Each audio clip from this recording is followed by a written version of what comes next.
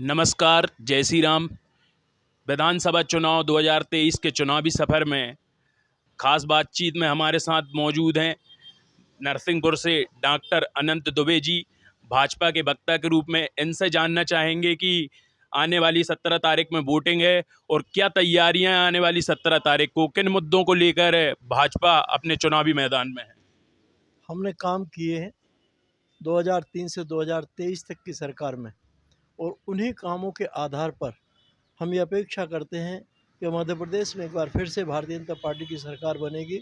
लाडली बहना योजना वर्तमान में जिस ढंग से हमने बहनों को सम्मान दिया है, ये सम्मान उसके पहले कभी नहीं मिला। लाडली लक्ष्मी जो बेटी हैं, उनके लिए 2006 से आज तक ऐसी कितनी बेटियां हैं जो लखपति बन चुकी, और ऐसी बेटियां जो बहुत अच्छा पढ़ती हैं लेकिन आर्थिक रूप से मजबूत ना होने के कारण वे कई बार पिछड़ जाती हैं। उसके लिए माननीय शिवराज जी ने जिस ढंग से घोषणा की, उसके आधार पर उन्होंने कितनी ही बेटियों को विदेशों में पढ़ाकर और आज वे भारत में आकर अच्छा जॉब कर रही हैं। ये हमारे चुनाव का आधार है। किसानों को हमने बिना मांगे, किसान ने मांगा नहीं हमसे, बिना मांगे हमने उनको जिस ढंग से आर्थिक मदद की, उसके आधार पर हम चुनाव जीतने की मानसिकता रखते हैं। आवास के मामले में प्रधानमंत्री आवास जब हम दिए, हमने किसी जाति धर्म को महत्व नहीं दिया। हमने महत्व इस बात का दिया है कि इस देश का गरीब आदमी जो मकान नहीं बना सकता, उसे मकान दिया जाना एक महत्वपूर्ण कड़ी है। यही नहीं, कोरोना काल में जिस समय लोगों के पास रोजगार नहीं था, तब उनको भोजन की व्यवस्था करना इस सरकार की जवाबदारी थी, जिसको हमने पूरी तरह से निर्वाह किया। पूरे हिंदुस्तान में 85 करोड़ लोगों को हमने भोजन की व्यवस्था की। और इतना ही नहीं, अब हमने इस बात की घोषणा कर दी है कि 2029 तक यह खाद्यान्न उन गरीब परिवारों को मिलता रहेगा। समग्र विकास का जो ढांचा है, वह भारतीय जनता पार्टी की जीत का आधार है, और मुझे लगता है कि इस आधार पर आवाम हमारे साथ खड़ा है और हम चुनाव जीतेंगे। कांग्रेस पार्टी के लोग लगातार भाजपा पर भ्रष्टाचार के आरोप लगाते हैं और बोलते हैं कि आपने युवाओं को रोजगार नहीं दिए, युवाओं के साथ छलावा किया है। तो इस पर क्या बोलना चाहेंगे आप?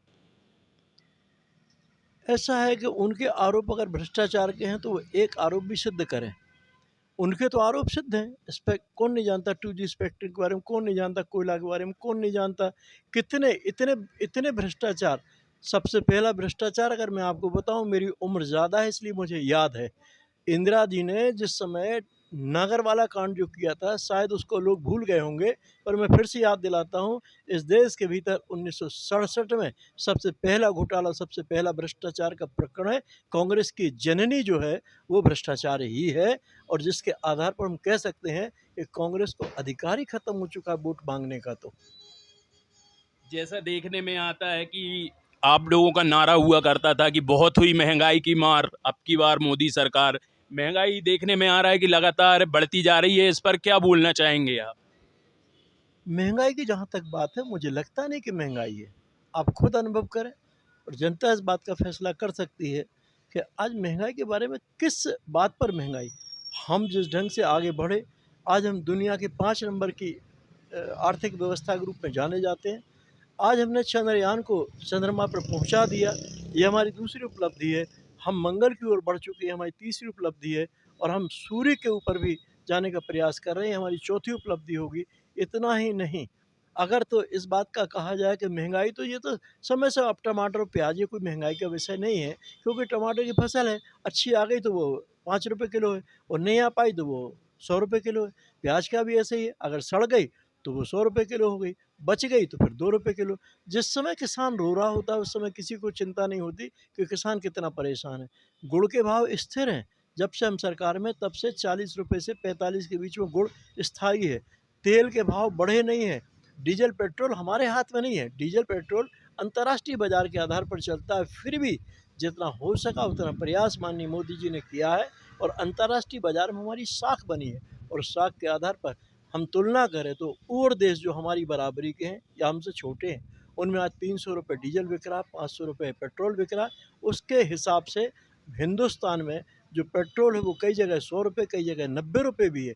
और डीजल की स्थिति ये है कि वो 95 रुपये से 80 रुपये तक हिंदुस्तान में कई जगह ऐसा है। तो इसलिए महंगाई का जो विषय है, उसको केवल मुंह से कहना महंगाई, ऐसा नहीं होता। महंगाई को प्रमाणित करिए आप। महंगाई गैस के मामले में हम देखें तो जो लोग गरीबी रेखा में आते हैं उनको 450 रुपये में गैस हम दे रहे हैं। रेट बढ़ने की बात है तो जब आप सब्सिडी दे रहे थे तब सब्सिडी आती थी, उसके पहले हमें पैसा जमा करना पड़ता था। अब सीधा सिद्धांत कर दिया कि आप तो सीधा खरीदिए और जितने में आपको मिलता है उतना आप पैसा दे दीजिए।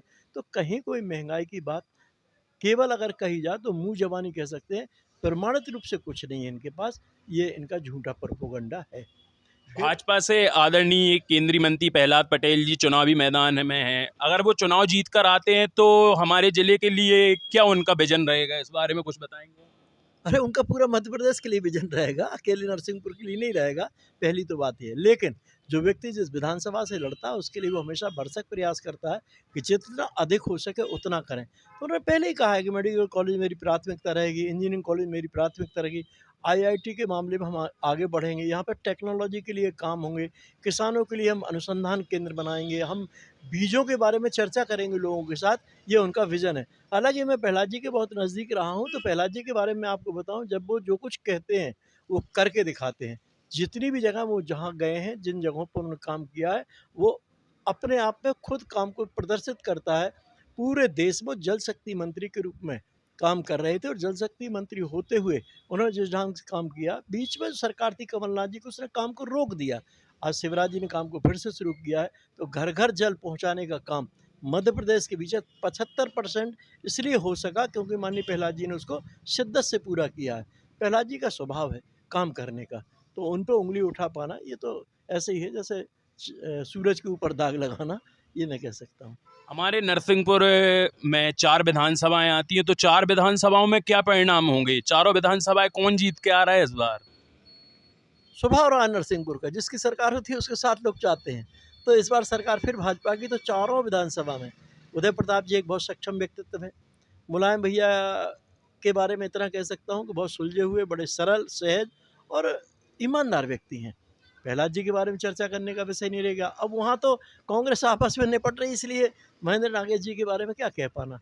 हम चारों विधानसभा जीतेंगे और चारों विधानसभा जीतकर मध्य प्रदेश में सरकार बनाएंगे और ये सरकार जब बनेगी तो हम 22 जनवरी को सब लोग मिलकर अयोध्या में जाकर एक और दीपावली बनाएंगे, ऐसा हम महसूस करते हैं। मध्य प्रदेश में कितनी सीटों के साथ भाजपा चुनाव जीतेगी इस बार?